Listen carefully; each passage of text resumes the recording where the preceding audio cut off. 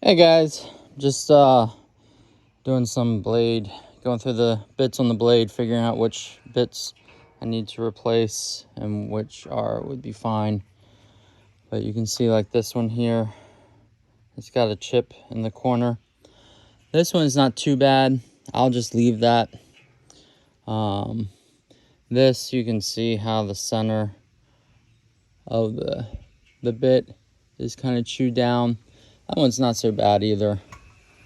But what I'll do is I'll put a mark on the blade where I started, and then I'll just go around looking at ones that I need to replace. And then some of them are kind of tapered off to the left there, and I can fix that with the saw sharpener. Like this one here, and it's kind of tapered off. So what I'll do is I'll put an X by the ones that are tapered,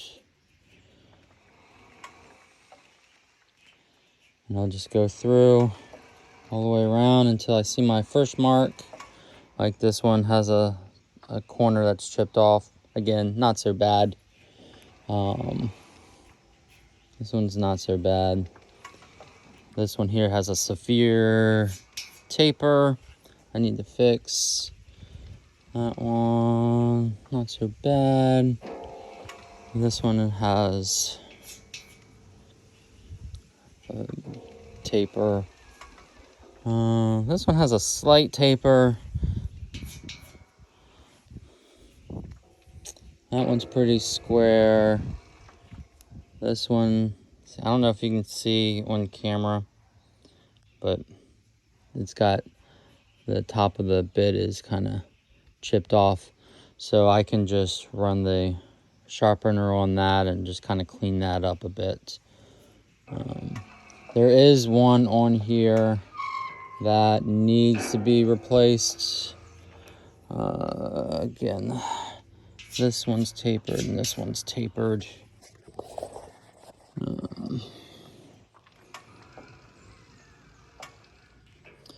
Most of them are pretty good. Oh, there's the one that needs to be replaced. This one has got, it's too much. Both corners are chipped, and there's no way to salvage that bit there. So I'll just put a circle there. I need to replace that one. This one's got a small little chip on the outside. Again, not a big deal. And this one's tapered. And this is my starting point. So you can see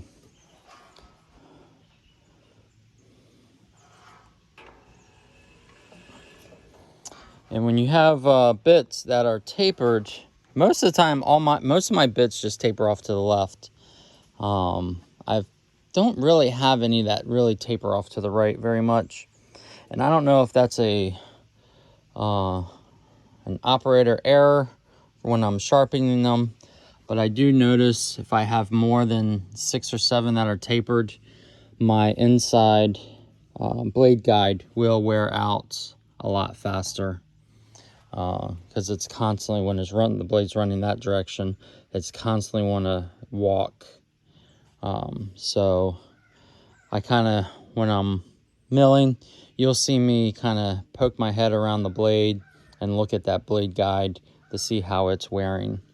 And I don't know if I'm not tightening that blade guide enough, because all it is a wood. It's a square maple block. See how it wobbles, and that's loose, and it just loosens up from time to time. But it's a bolt, and I'll pull this out so you guys can see it. You can see the divot in the wood block, and